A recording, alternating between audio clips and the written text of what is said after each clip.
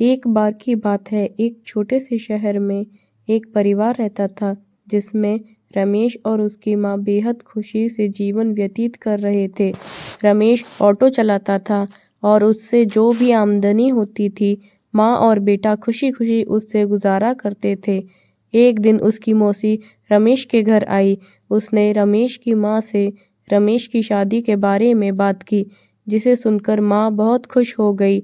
अब रमेश के लिए एक अच्छी लड़की की तलाश शुरू होती है। कुछ ही दिनों में रमेश की मौसी को रूपा नाम की एक लड़की मिली, जो देखने में बेहद खूबसूरत थी।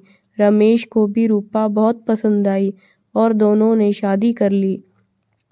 शादी के बाद कुछ दिन बेहद खुशी से बीते, लेकिन रमेश और उसकी माँ को रूपा के बारे में यह नहीं पता था कि रूपा कितनी लालची लड़की है।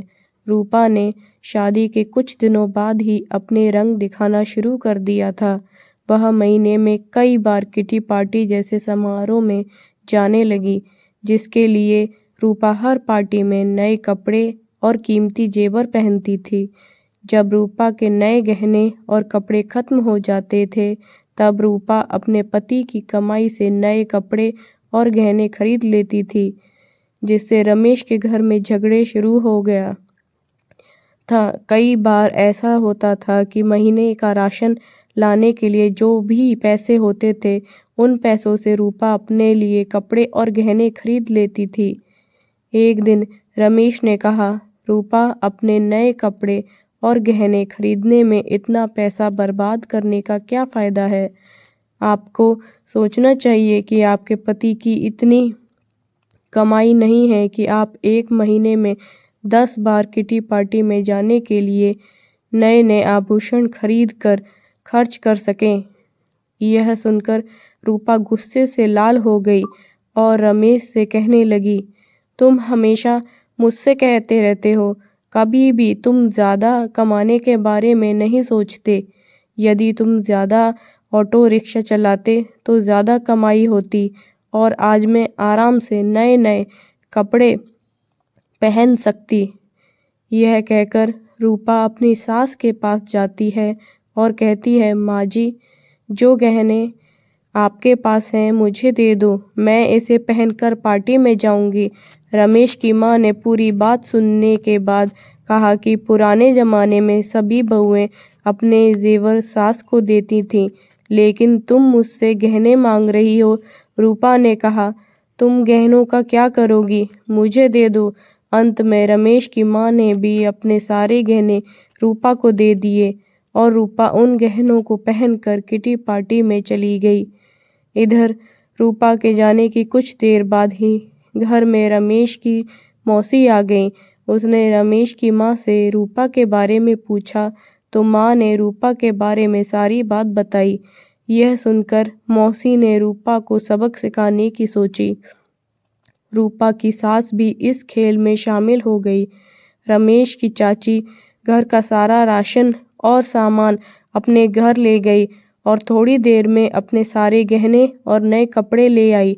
गहने और कपड़े लाकर उन चीज़ों को घर की अलमारी में और कुछ को रसोई में रख दिया और अपने घर जाने लगी। जाते समय रूपा की सास ने कहा कि जब रूपा घर आएगी तो यह जेवर देखकर वह तुमसे कुछ पूछेगी, तुम उसका अच्छे से उत्तर देना।